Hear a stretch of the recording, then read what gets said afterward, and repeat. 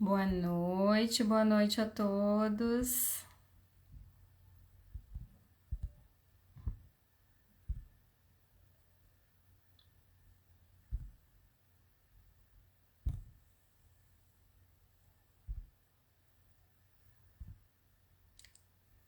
Boa noite a todos. Que bom que já tem gente entrando. Eu vou adicionar a nossa convidada.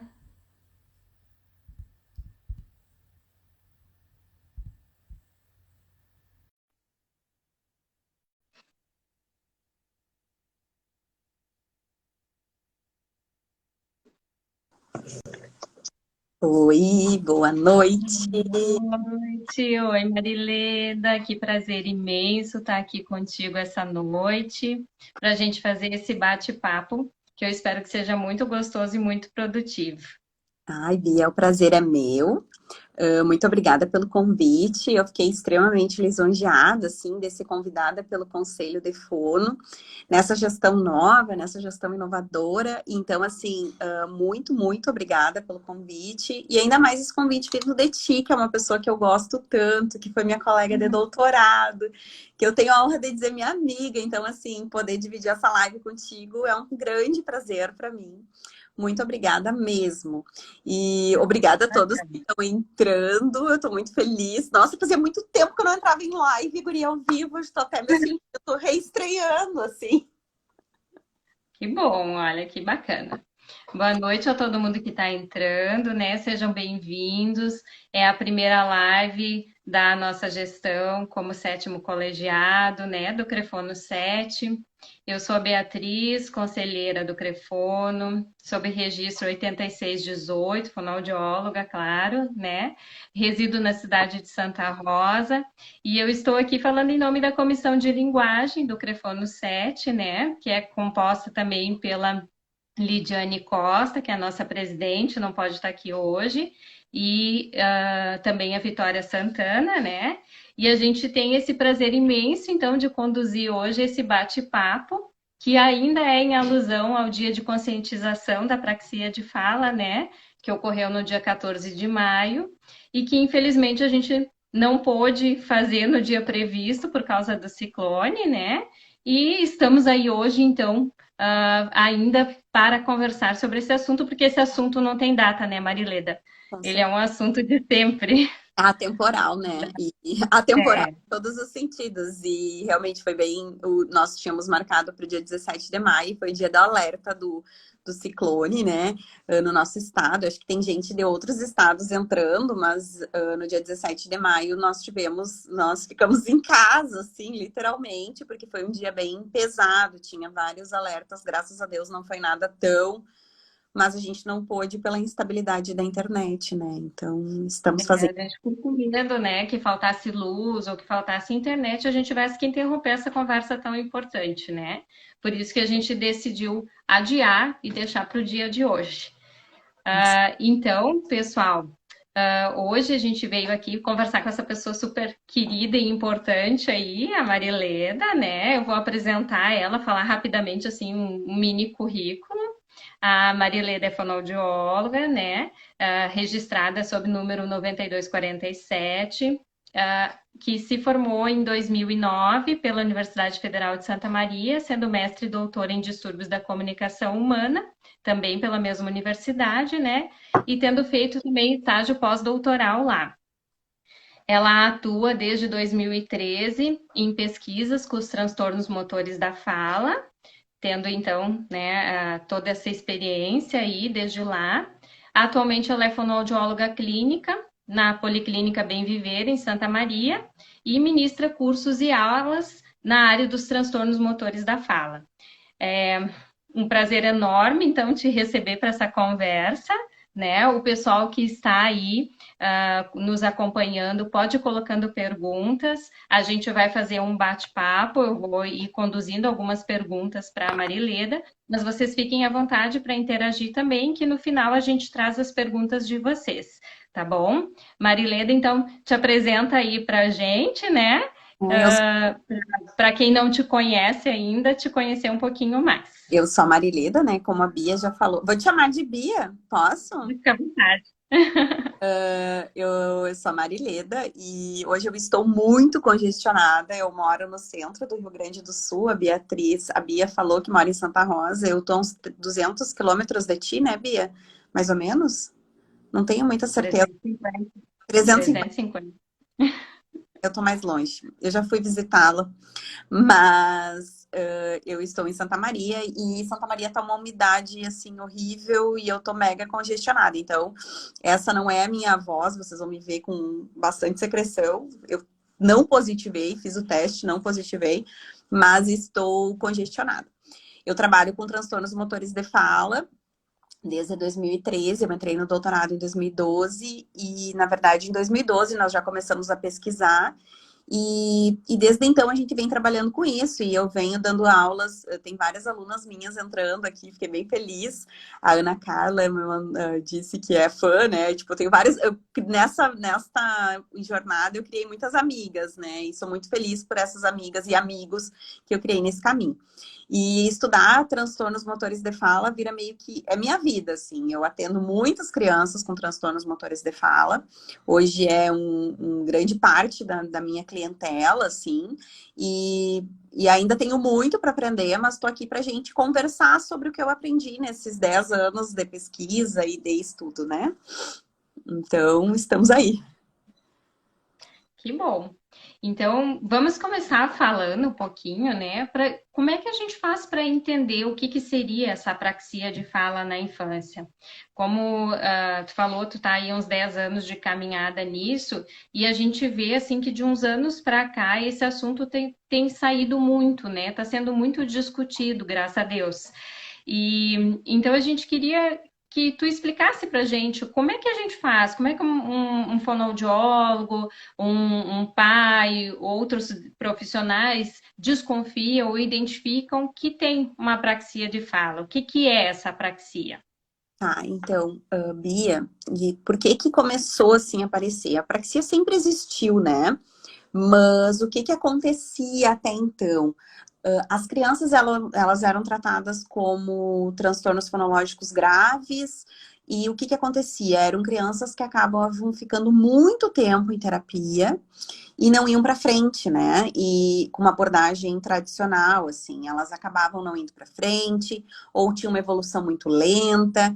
Quando tinham evolução, em 2007, a Associação Americana de Linguagem e Fala faz um documento dizendo: olha, gente, vamos unificar nomenclaturas, porque até então era uma bagunça, assim. Tanto que tem uma pesquisa que entrevistou 50 fonoaudiólogos que caracterizaram a apraxia de 50 formas diferentes. Então, Nossa. isso é muito complexo, porque provavelmente muitas crianças que tinham apraxia passavam despercebidas, né? E a partir daí se começou a direcionar os estudos. A partir de 2007, os estudos começaram a ser direcionados e começou a se ter mais foco nisso. Eu acho que eu sempre gosto de começar falando que a apraxia ela é de fala, né?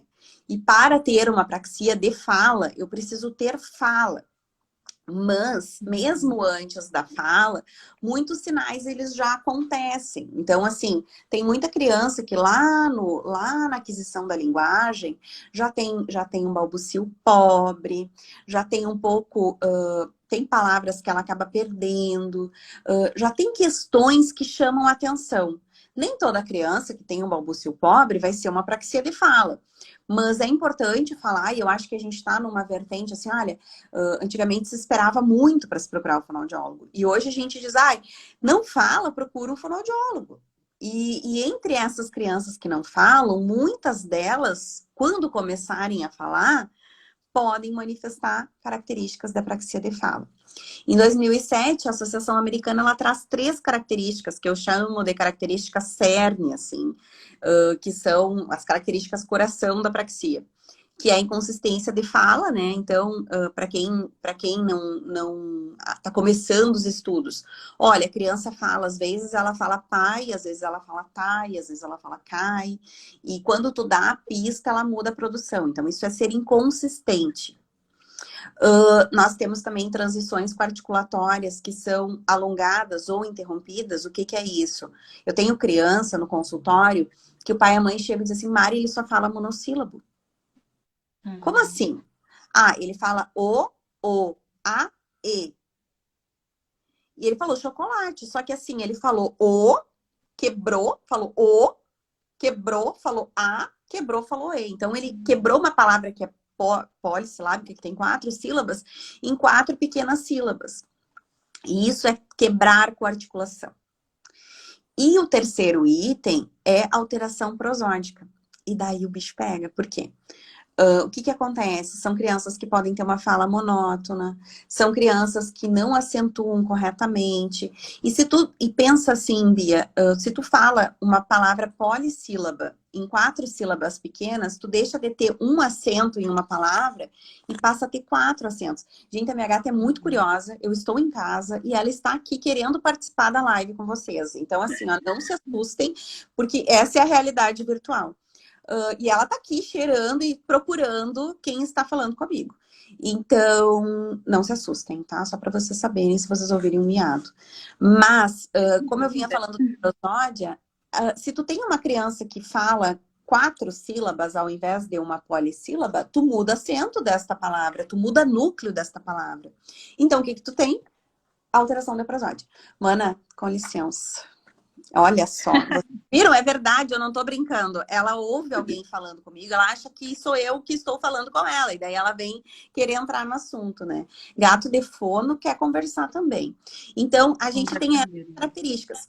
Tá, depois de 2007, ali, quando eu comecei a estudar em 2012, que foi quando a gente começou a ver no Brasil, né, os estudos de apraxia, a gente teve uma super generalização de diagnóstico.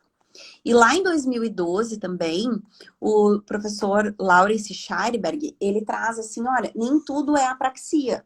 Nós temos transtornos motores de fala. E esse super diagnóstico, assim, ele foi muito importante para que a gente estudasse os outros diagnósticos motores, né, Bia? Então, assim, eu tenho apraxia? Sim, mas apraxia é motor de fala. Outros transtornos motores de fala, né?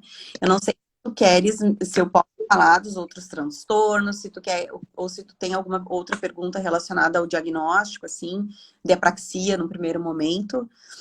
Ai, a gente tem muitas perguntas, né? Estamos introduzindo recém o assunto, mas pode ir falando e a gente vai complementando, bem tranquilo. Então, assim, o que aconteceu? E vocês podem mandar perguntas, tá? Quem me conhece sabe que eu adoro falar sobre isso. Vai escrevendo aí que a gente vai passando as perguntas. A gente faz 1, 2, 3, 5 horas, porque eu fico falando. Assim, assim, eu fico pensando, meu Deus, isso é minha vida. E realmente faz parte da minha vida de uma forma muito intensa. Tá, então o Dr. Laurence, na verdade, assim, já tinham estudos que mostravam que existia uns transtornos que, para mim, assim, é muito libertador pensar. Porque, para mim mesmo, eu estou em Santa Maria, que é uma cidade a 280 quilômetros da capital. E quando eu comecei a estudar, eu recebi muita criança. Inclusive, eu recebi uma criança de outro país, que os pais vieram para o Brasil. E a mãe é brasileira e o pai é estrangeiro, de outro país. E eles vieram visitar a família e me procuraram para que eu avaliasse. E uma coisa que me angustiava muito, que eu quero compartilhar, é que o meu nome era muito ligado à apraxia, e é ligado à apraxia até hoje, e as famílias vinham assim, Mari, eu acho que meu filho tem apraxia. Mas eu via lá em 2012, 2013, 2014, que ele não tinha as características da apraxia, mas que tinha alguma coisa motora. E as famílias ficavam assim, não, mas só pode ser, não pode ser outra coisa. Não é só fonológico. E realmente não era fonológico. E por muito tempo eu coloquei em diagnóstico assim, olha, uma imaturidade motora, uma questão motora, mas não tem características para dizer que é uma apraxia de fala. Daí em 2015, 2016, eu descobri que existia o atraso motor de fala, né? Daí a gente começou a estudar transtornos motores de fala, e dentro desses transtornos motores nós temos 3 diagnósticos, que é a disartria infantil, né? Que daí já era bem mais claro e característico, né? Que já tinha mais características pautáveis, assim, apesar de ainda não ter tantos estudos para a disartria desenvolvimental. A apraxia de fala e o atraso motor de fala. Que daí, Bia, tinha uma prevalência maior, porque a apraxia, ela tem uma prevalência, quando idiopática, de 1 a 2 crianças para cada 1000 crianças. Então eu pensava assim, Sim. olha, não pode ser, sabe? Quando não pode ser, não é tudo apraxia. E o atraso motor já tem uma prevalência de 12%, o que é uma prevalência bem maior. Então, para mim, o diagnóstico de atraso motor veio bem libertador, assim, veio me abrir portas, né? Que eram aquelas crianças que as famílias viam que tinham alguma coisa, que me procuravam na espera de um diagnóstico de apraxia e que eu dizia, olha, não é apraxia. Não vejo uma apraxia. Daí, quando eu descobri... Mas também não é um transtorno fonológico. E daí, onde é que se Exato, encaixa? exato. Tinha algo motor, sim, mas um motor que não era, né? Então, se tem estudado cada vez mais. No Brasil não tem muitos estudos, até teve uma revisão da literatura que a gente publicou no ano passado, em 2020, de atraso motor de fala. E assim, ainda é muito novo, né? Mas esse super diagnóstico veio para mostrar que existiam outros diagnósticos, né? E em linhas gerais, assim, a apraxia, ela afeta o planejamento e a programação motora. Então, eu gosto muito de falar, assim, eu recebo várias figurinhas, assim, quando as pessoas veem isso, me mandam mensagem, memes e coisas assim, porque eu falo muito que o cérebro da criança é como se fosse uma biblioteca. E dentro da biblioteca, dentro do cérebro lá, dentro tem gavetinhas, né? E cada gavetinha tem um som, tem uma representação de um som. Então, quando a criança ela tem uma apraxia, ela tem o som dentro da gavetinha, mas ela não sabe qual gavetinha ela vai usar. Então, ela puxa uma, dela puxa outra, dela puxa outra para a mesma palavra. O que ela faz? Inconsistência. Então, eu tenho uma falha em planejamento e programação motora de fala. Num transtorno fonológico, eu brinco que é o bibliotecário maluco, assim, porque daí ele trocou os sons das gavetinhas. E daí a criança fala cachorro, fala. Eu tenho um menininho que falava totô, que a palavra que era a palavra base para ele ver se ele estava falando certo, ele dizia assim, totô. Mas ele queria falar cocô, ele tinha ali aquela troca do cã pelo tã. Ou durã, muitas vezes, né? E no fonológico acontece isso. Já no atraso motor, a criança pode ter, ela planeja, mas na hora de executar ela se perde. Então, o atraso motor tem mais relação com execução motora, sabe? E uma das coisas, assim, quando eu falo isso, às vezes as alunas ficam bravas, mas eu já vi uma aula do professor Aravinda Massivayan, e ele diz assim que muitas vezes o diagnóstico de atraso motor, ele é por exclusão. Então, não preencheu o critério para apraxia, não preencheu o critério para disartria, mas tu tá vendo que tem algo motor, peraí, muito provavelmente seja um atraso motor de fala. E acontece isso muito, assim. Então, não é o melhor ser um diagnóstico por exclusão, mas muitas vezes acaba sendo, né? Então, me explica aí, que isso a gente já tinha planejado de conversar, né? A apraxia, ela é um distúrbio motor de fala, mas ela também é um distúrbio neurológico motor. Como é que é isso? Na verdade, assim, eu me lembro muito de quando eu era substituta, que eu tive uma discussão bem importante, assim, com as minhas alunas. Eu gosto muito de fazer pensar, né? É um transtorno, a classificação, é um transtorno neurológico que afeta os sons da fala. Tá, mas nem toda criança vai ter uma alteração neurológica. Só que vamos pensar o seguinte, Beatriz. A fala, ela é um produto neurológico. Ela tá aqui de novo, porque ela ouviu tua voz, viu? A fala, ela é um produto neurológico. Então, assim, por que a apraxia ela é um transtorno neurológico? Porque ela afeta o planejamento e a programação motora de fala, que é um ato neurológico. Então, as pessoas não podem ter assim, tem que ter uma alteração neurológica. Não. Então, não quer dizer, pode, porque a apraxia ela pode acontecer em 3 contextos diferentes, e um deles é neurológico. Mas existem outros 2 que podem não ter. Então, nem sempre uma criança vai ter lesão neurológica. Pode ser uma disfunção, pode ser uma desorganização. E pensar em planejamento e programação motora, eu estou pensando em produção neurológica, em organização neurológica. Porque a fala ela é neurológica, né, Bia? Acho que a gente precisa... tanto que se a gente pensar assim, uma pessoa que teve... Eu vou pegar ela no colo para ver se ela para, porque é isso que ela quer. Uma pessoa que Que teve. carinho, Ela, querida.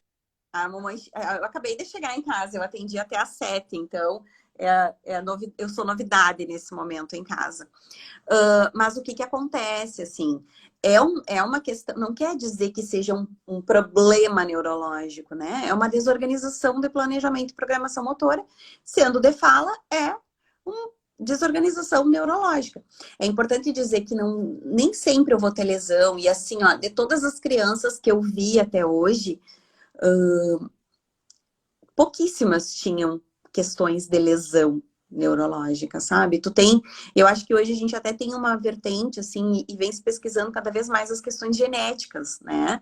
Que sim, a gente começou com pesquisas no gene FOXP2, da família aqui, mas isso cresceu muito mais. A gente sabe que existem muitas microdeleções, muitas duplicações, muitas assim, e a questão genética ela é muito ampla.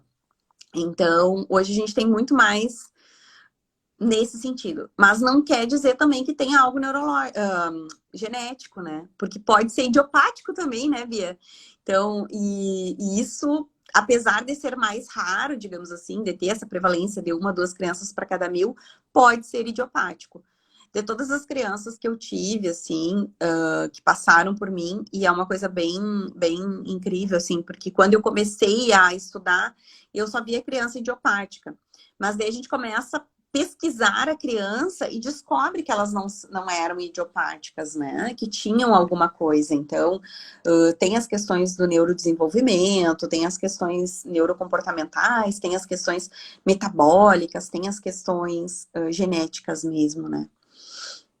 E E não aí, sei se... deixa eu te perguntar, uma dúvida assim super comum, até essa semana saiu num grupo de discussão que eu tô.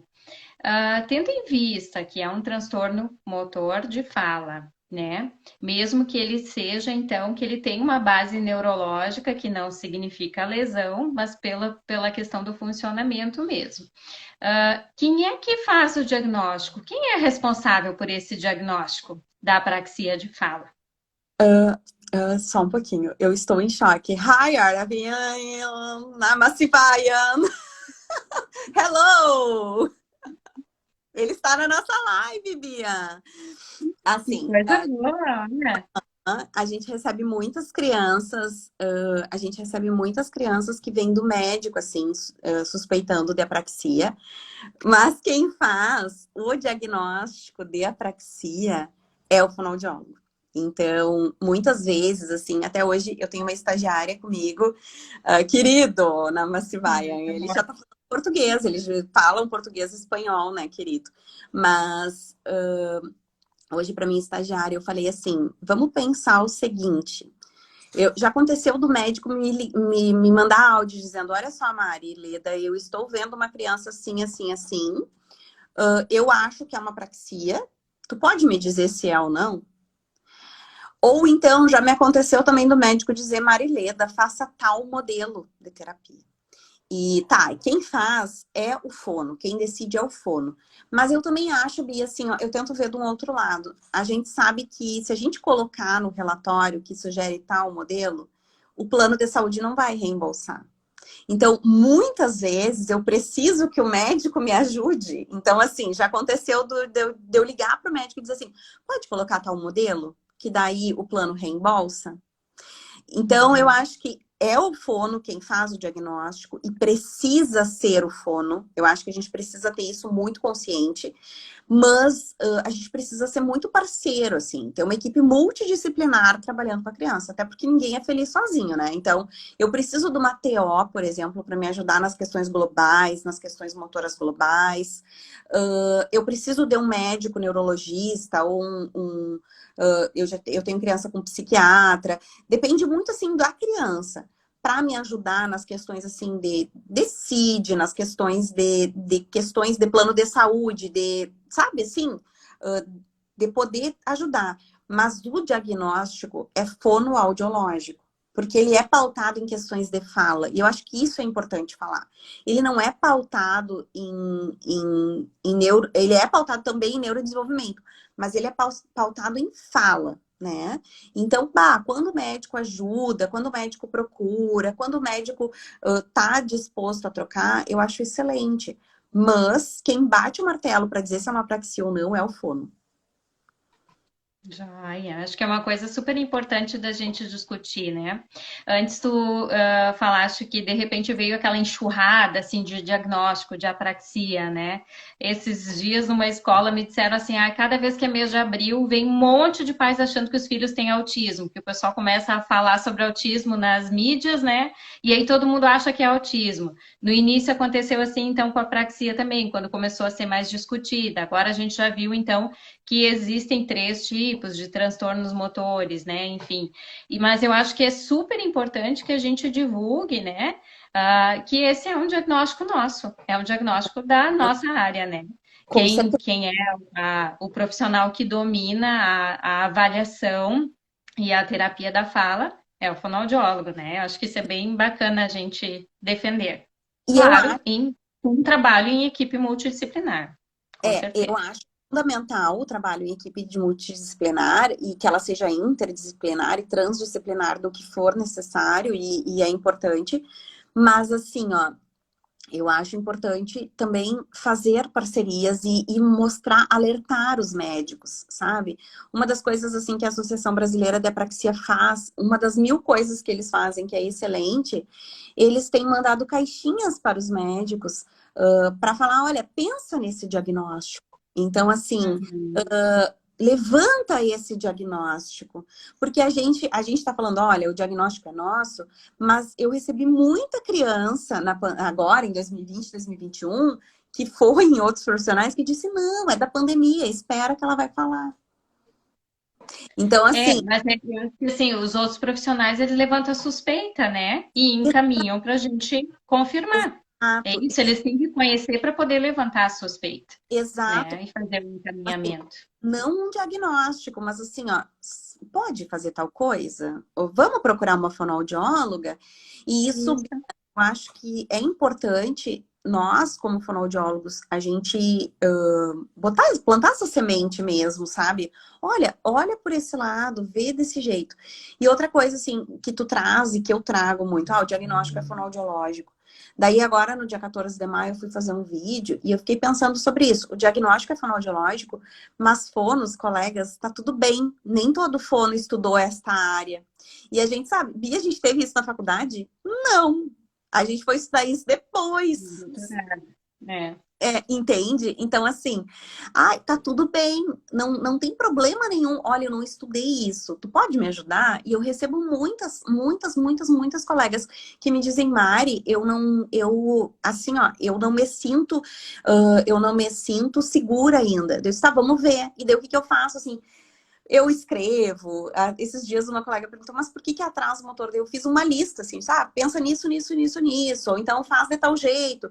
E assim, gente, que bom. Não é obrigatório todo mundo saber tudo.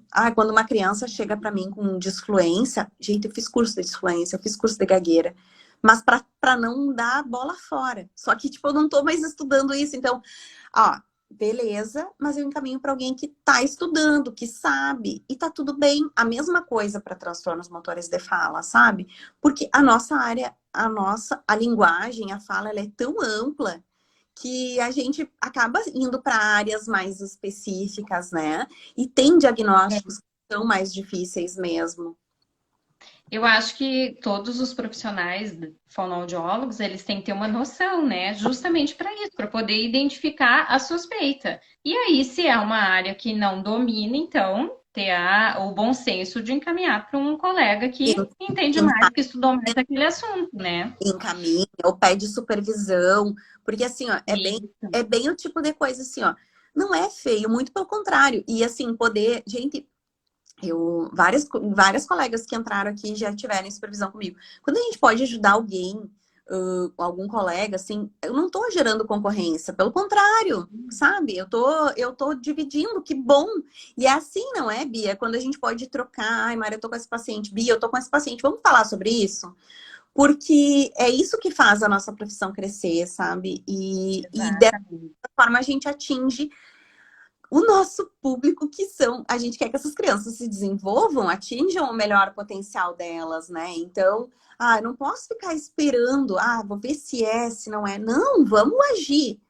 Não tenho certeza? Chama a colega que estudou um pouco mais, sabe? Encaminha, pede avaliação. Muitas vezes acontece assim, avalio e discuto o plano terapêutico com a colega, sabe? Acontece muito. Então, quem faz o diagnóstico é o fonoaudiólogo e um fonoaudiólogo que tenha domínio desta área, né? Pode ser sozinho, mas também pode ser em parceria com outro colega.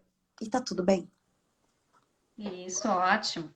Escuta, antes tu estava falando sobre a questão de que nem sempre tem uma lesão neurológica, de que está sendo estudada a questão genética, né? Enfim, a gente sabe então que a apraxia ela pode acontecer isolada ou ela pode acontecer junto com outras comorbidades, é isso?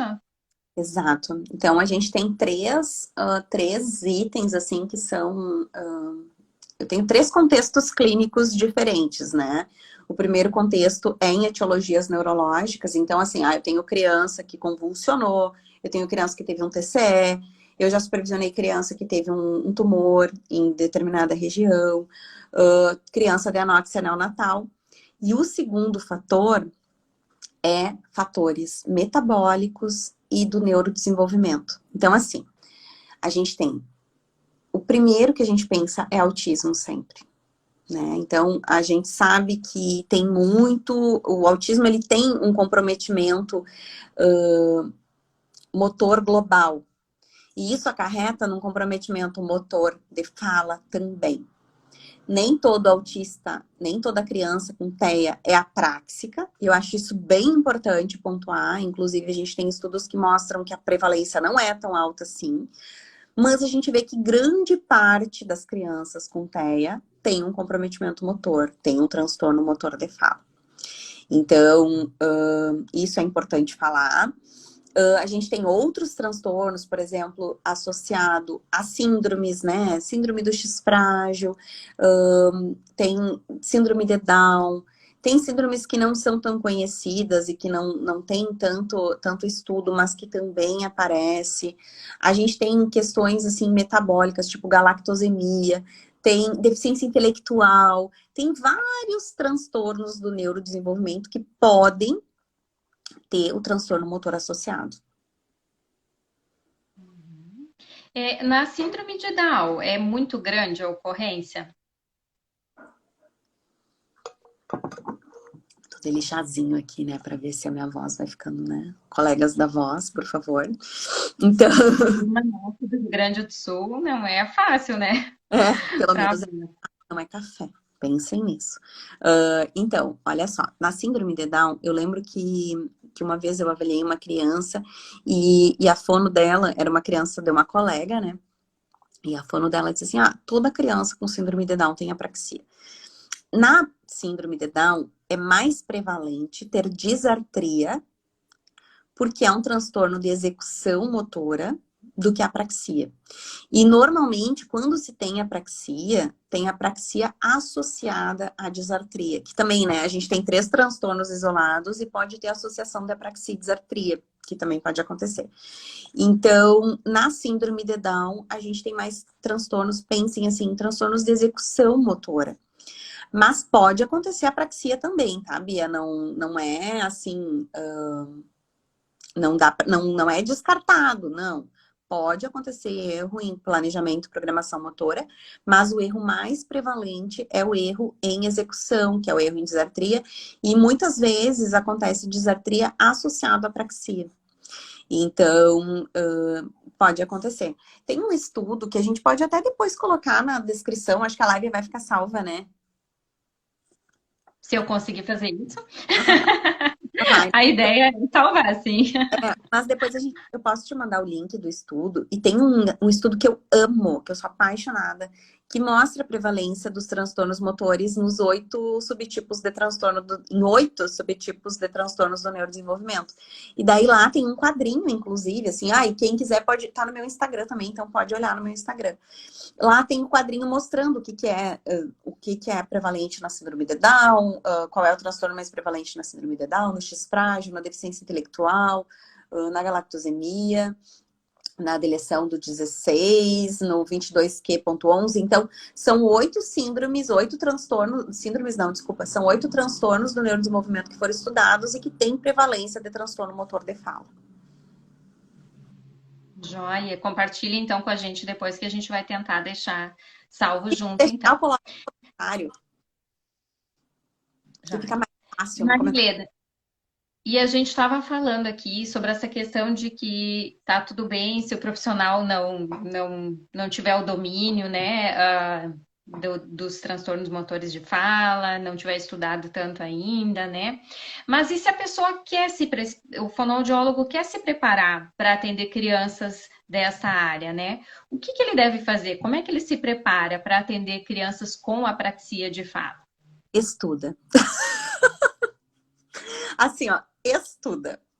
E vou dizer para vocês, a Beatriz, quando me procurou, ela disse assim, eu sei que tu estudou mais avaliação, e sim, eu comecei estudando avaliação, o meu doutorado foi em avaliação, mas daí quem eu avaliava ia fazer o que com as crianças, né? Daí eu comecei a me meter a atender. E eu fiquei pensando assim, gente, eu fiz bastante coisa, não errada, assim, mas não o ideal no começo, sabe? E daí eu comecei a estudar e fazer curso e ver que não era assim e mudar minha forma de diagnóstico. Hoje em dia existem vários cursos que podem ser feitos e que te dão base bastante para o atendimento. Então, é bem possível. Existe um livro em português, que é o livro... Até ele estava aqui do meu lado, mas não está mais. Eu não sei, acho que eu emprestei meu livro para alguém. Que é um livro traduzido pela Abrapraxia, que é o livro da Margaret Fish. Mas existem artigos em português e existem vários... Assim, se precisa estudar.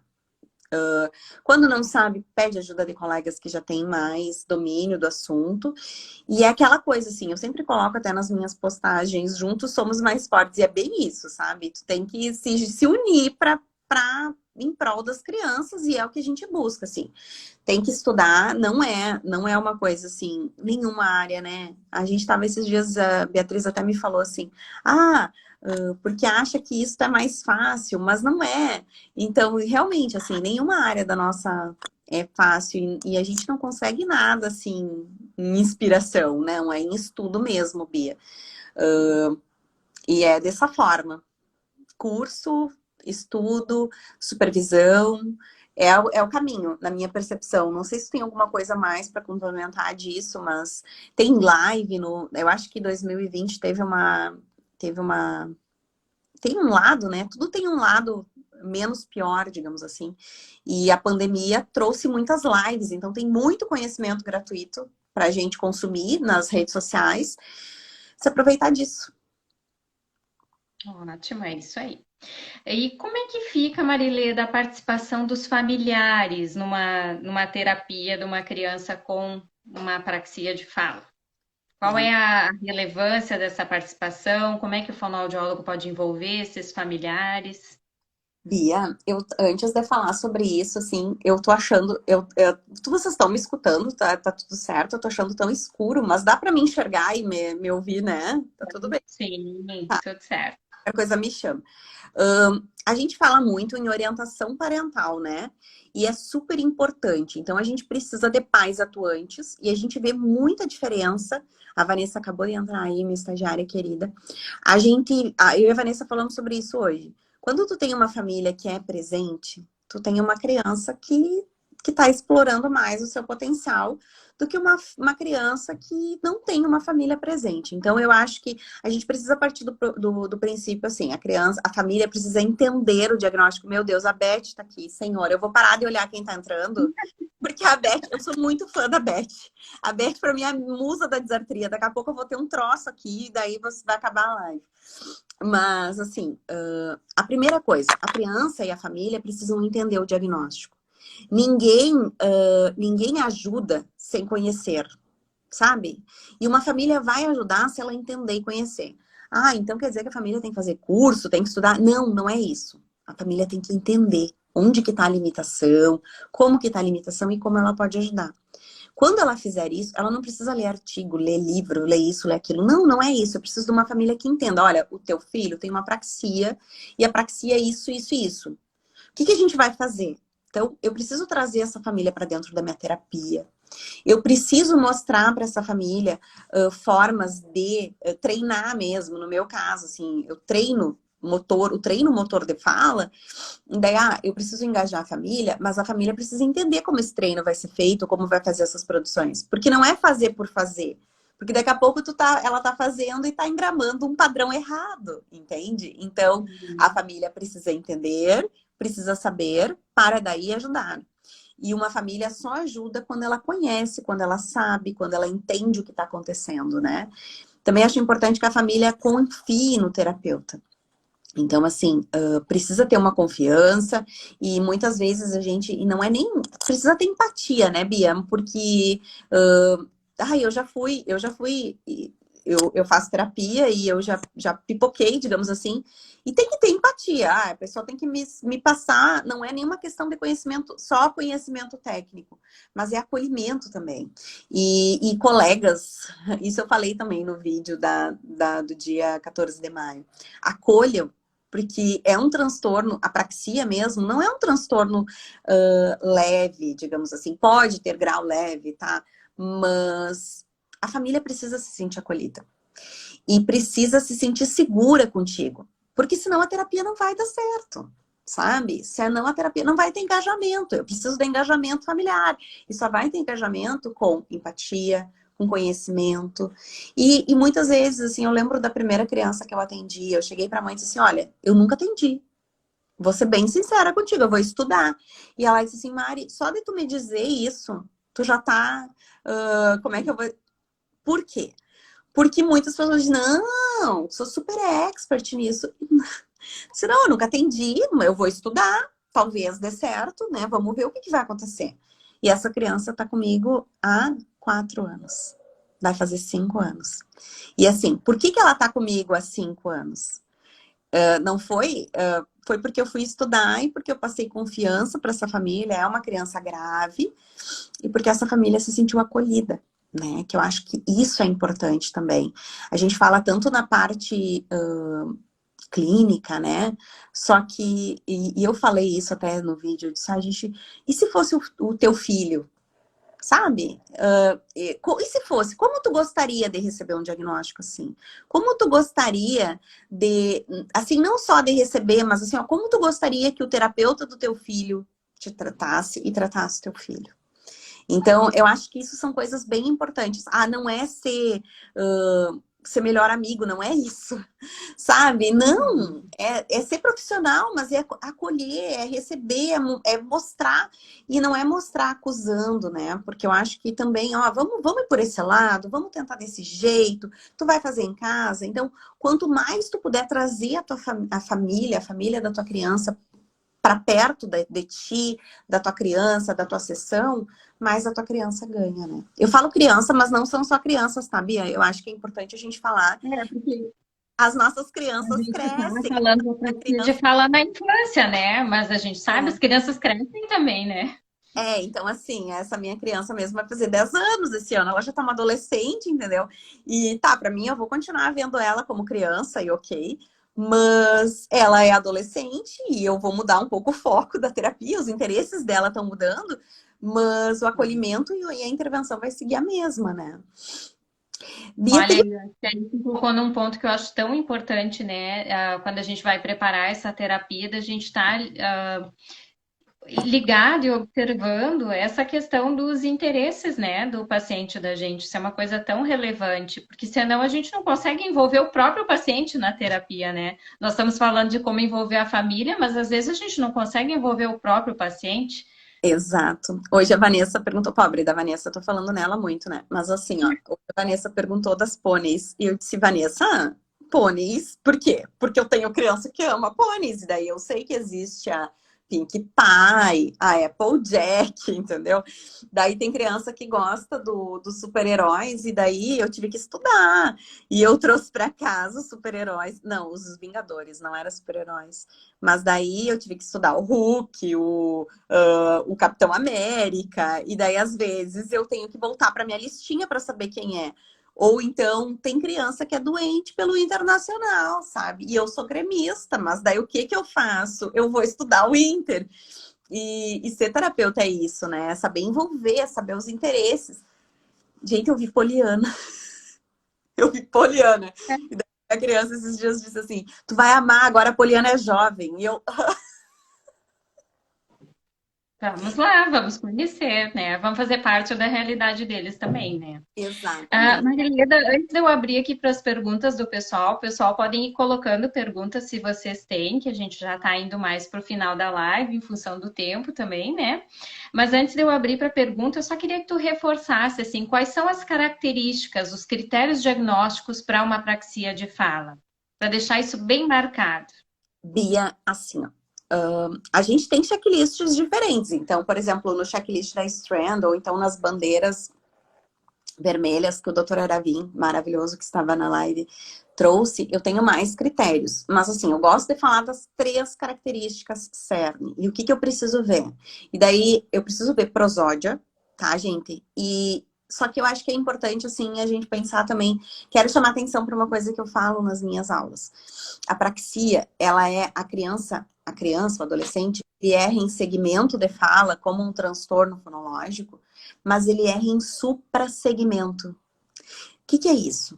Prosódia, ressonância, voz, certo? Então, assim, ó, ele usa, ele erra não só em questões segmentais, tá? Com articulação. Então, eu tenho terceiro item, prosódia, tá? Fundamental olhar. Segundo item, transições coarticulatórias na apraxia é mais presente, interrompida, tá? Mas pode ser alongada também, especialmente quando for tratada já a criança. Então, qual é a diferença? A criança fala silabado. O, a, e, tá? Vamos pensar. Não, bom exemplo. Eu tinha uma criança a, o, i, era trator. Se a criança falasse a, oi, para trator, ela estava omitindo as consoantes, mas eu tinha a vogal coarticulada. Tava a, o, i. Então, quebrava. A criança fala silabado. Mas também pode ser assim, por exemplo, sapo. Faz o quê? Alongamento, tá? É mais o alongamento, eu vejo mais no atraso motor de fala. Para quem tá aí anotando, o alongamento eu vejo mais no atraso motor de fala ou em crianças com apraxia tratada, tá?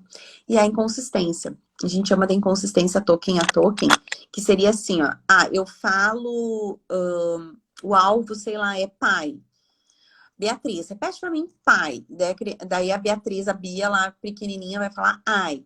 Eu digo, não, ó, Bia, olha pra mim. Pai. E dou uma pista visual. E a Bia fala i. Então ela tem uma segunda produção. Não, vou te ajudar. Dou um estímulo tátil, um prompt, sei lá, alguma coisa assim. Pai. E a criança fala ai. Daí, o que acontece?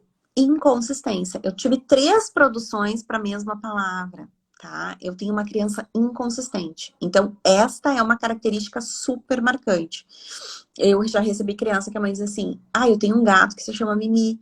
E às vezes ele chama de Ii, às vezes ele chama de Bibi, às vezes ele chama de Titi, sabe? Chamava de diferentes jeitos. Então, muitas vezes a criança é grave ao ponto de ser inconsistente até assim, na fala espontânea, né? Essas 3 características são as 3 que eu chamo de cerne, de características coração, de características pilares, assim. Mas existem outras características.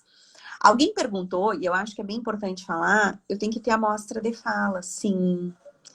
Para um diagnóstico, eu preciso ter amostra de fala, para eu dizer que a criança tem apraxia de fala infantil.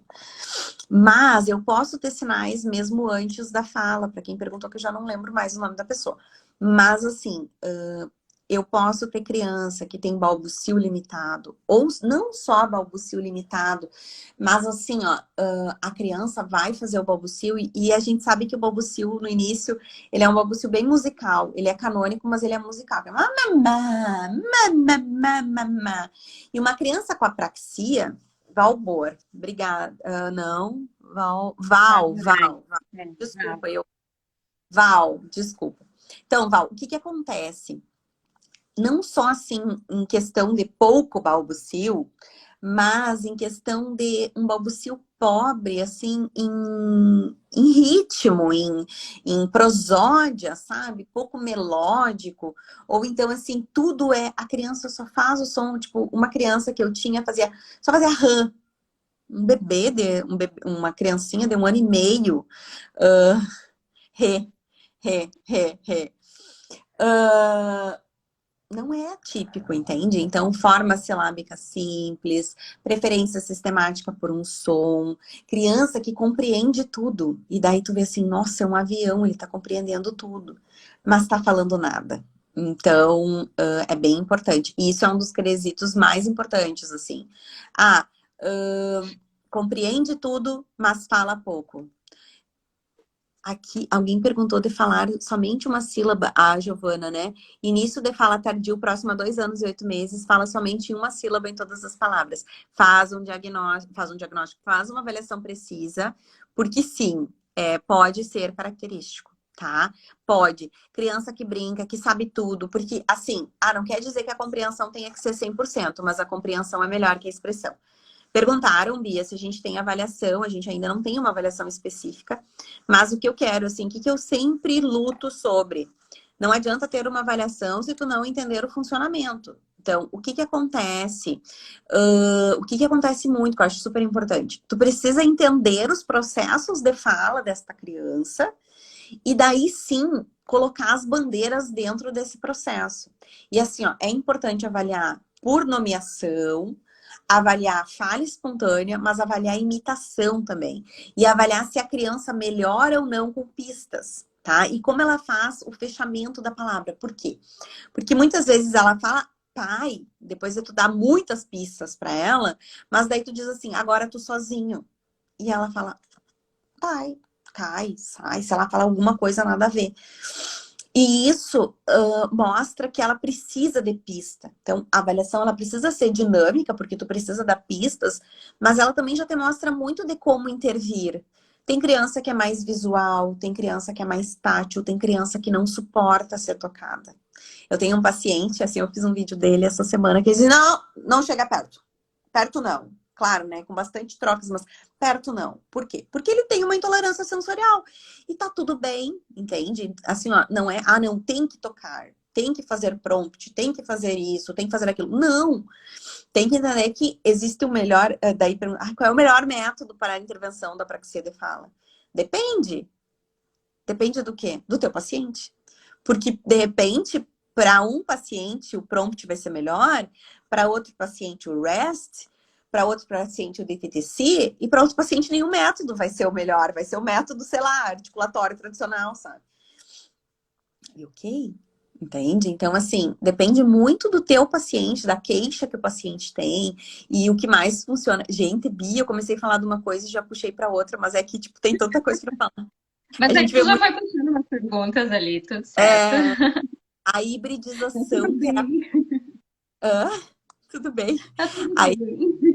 A hibridização terapêutica é bem importante também. Terapia fonológica, ela não vai resolver, mas muitas vezes eu vou precisar usar de fonologia também, sabe?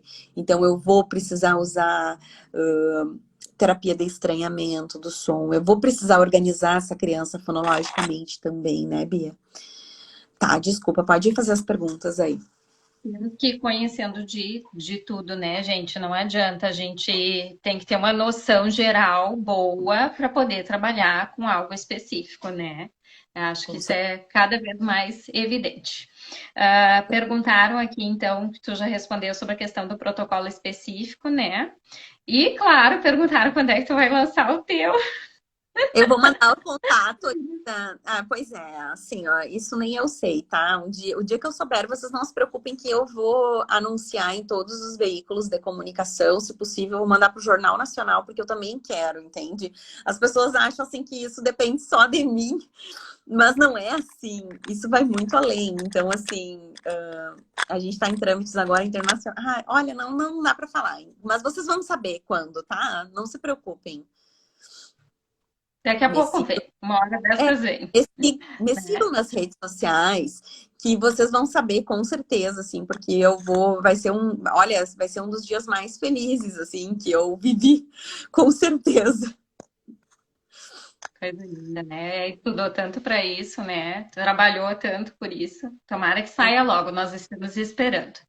Pessoal, não sei se mais alguém quer fazer alguma pergunta. Aproveitem rapidinho, senão a gente vai encerrar esse nosso encontro, esse nosso bate-papo espontâneo, gostoso aqui, de quinta-feira à noite, né? Eu tô vendo muitos coraçõezinhos e eu tô muito feliz com a quantidade de pessoas, assim, né? Muito legal, gente. Que coisa bem boa. Que coisa É. bem boa. Eu vi que Um alguém momento colocou. de troca, né?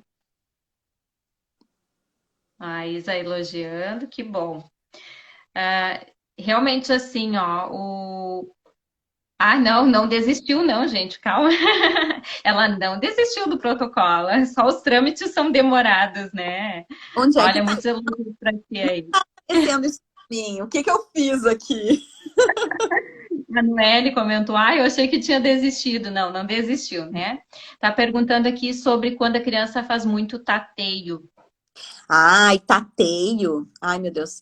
Vocês estão me vendo? Tá tudo bem? Porque eu cliquei num negócio aqui e não sei o que que eu fiz. Certo. Quando a criança faz tateio, é um marcador diagnóstico bem importante tá?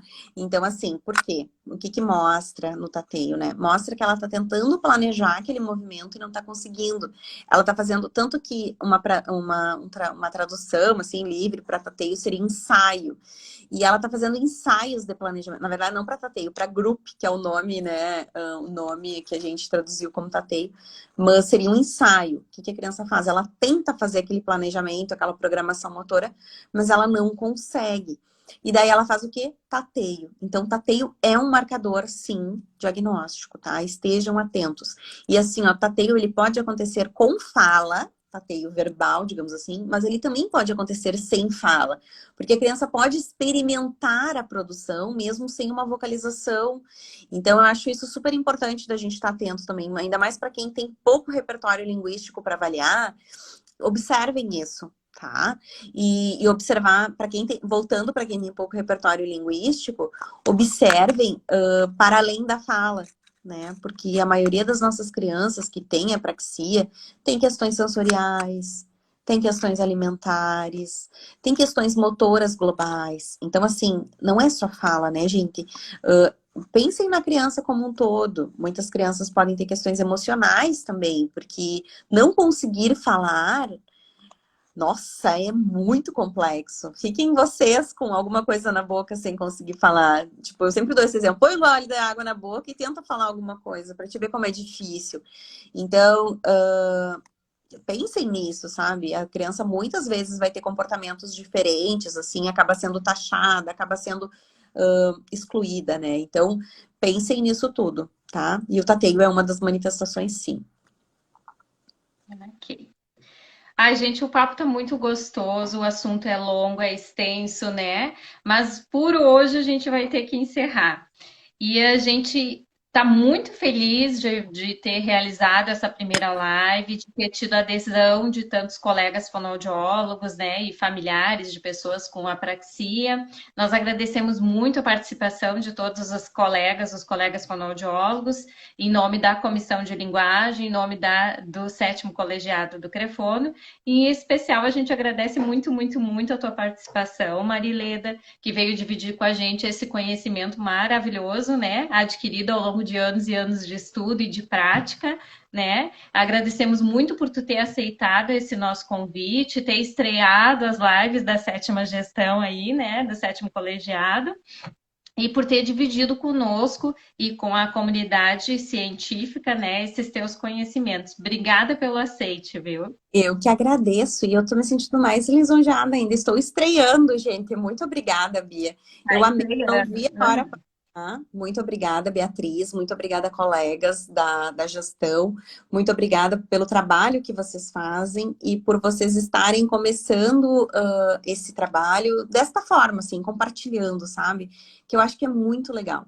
Eu estou à disposição e que bom, foi muito legal, foi muito gostoso e muito, muito, muito obrigada. Eu que agradeço pelo convite e agradeço pelo trabalho de vocês, que é um trabalho lindo e eu sei que é um trabalho suado, difícil e nem sempre valorizado, né? Então, muito obrigada, Beatriz. Ah, bacana. E colegas que estão assistindo, se quiserem mandar recadinhos para a gente aí com sugestão de outros temas também, fiquem à vontade, que à medida do possível a gente vai organizando outros bate-papos, ok?